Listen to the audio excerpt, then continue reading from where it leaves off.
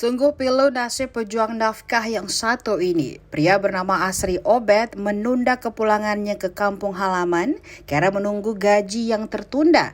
Dirinya justru menjadi korban keganasan kelompok kriminal bersenjata KKB Papua.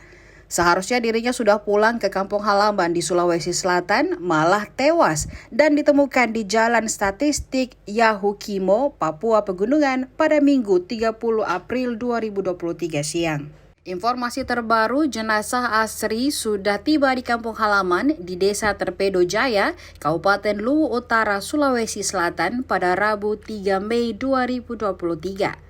Tangisan pilu pun pecah menyambut kedatangan jenazah korban. Kedatangan jenazah korban di rumah duka membuat orang tua, istri, dan anaknya tak kuasa menahan kesedihan. Bahkan sejumlah keluarga korban jatuh pingsan.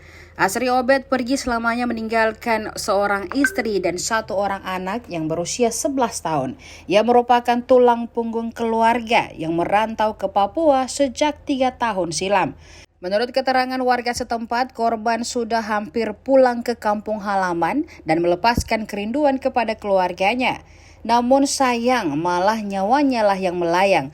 Kepala Desa Terpedo Jaya, Aris Mursali, mengatakan korban sebelumnya sudah merencanakan untuk kembali ke kampung halaman pada Rabu 3 Mei 2023.